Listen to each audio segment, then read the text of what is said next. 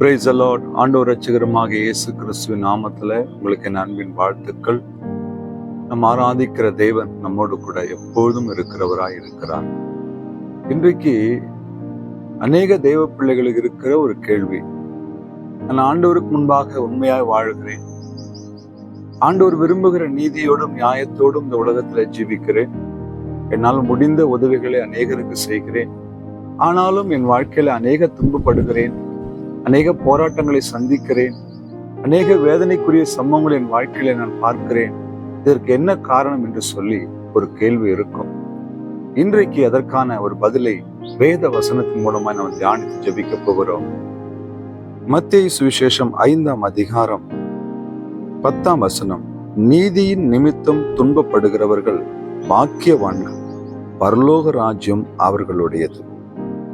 நாம் செய்கிற நீதி நியாயங்கள் நிமித்தம் அநேக துன்பங்கள் நம் வாழ்க்கையில வரலாம். ஆனால் வேதம் நம்ம என்ன சொல்லுகிறது என்றால், பரிசுத்தவான்கள் என்றும் பாக்கியவான்கள் என்றும் பரலோக ராஜ்யத்துக்கு சுதந்திரவாளிகள் என்றும் சொல்லுகிறது.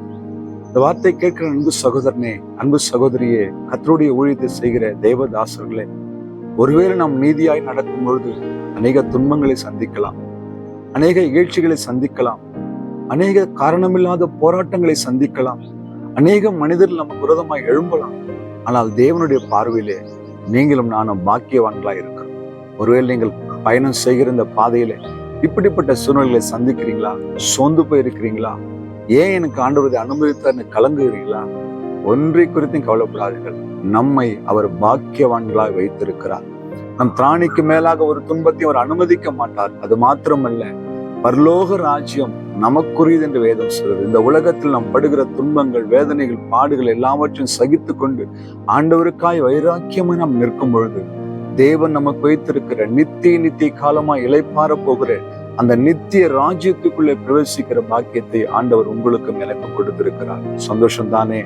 இனி கவலைப்படாதீங்க, தைரியமாய் சொல்லுங்க, நான் பாக்கியவானா இருக்கிறேன். ஏனென்று கேட்டால் இதையெல்லாம் சகித்துக் கொள்வதற்கு எனக்கு தேவன் பலன் கொடுத்திருக்கிறார், கிருபைகளை கொடுத்திருக்கிறார்.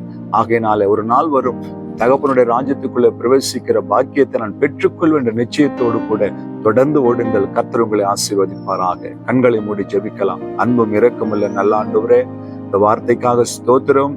ஆண்டவரே, ஒருவேளை நாங்கள் இப்போது துன்பங்கள் மத்தியிலே கடந்து போனாலும் கர்த்தர் எங்களை பாக்கியவான்களாய் பாக்கியவதிகளாய் வைத்து ராஜ்யத்தை சுதந்திரிக்க கொள்ள போகிறதுக்காய் ஸ்தோத்திரம். இந்த கரத்தில் அர்ப்பணிக்கிறோம், தாழ்த்துகிறோம். இயேசு கிறிஸ்துவின் நாமத்தில் பிதாவே, ஆம். ஹல்லேலூயா. God bless you.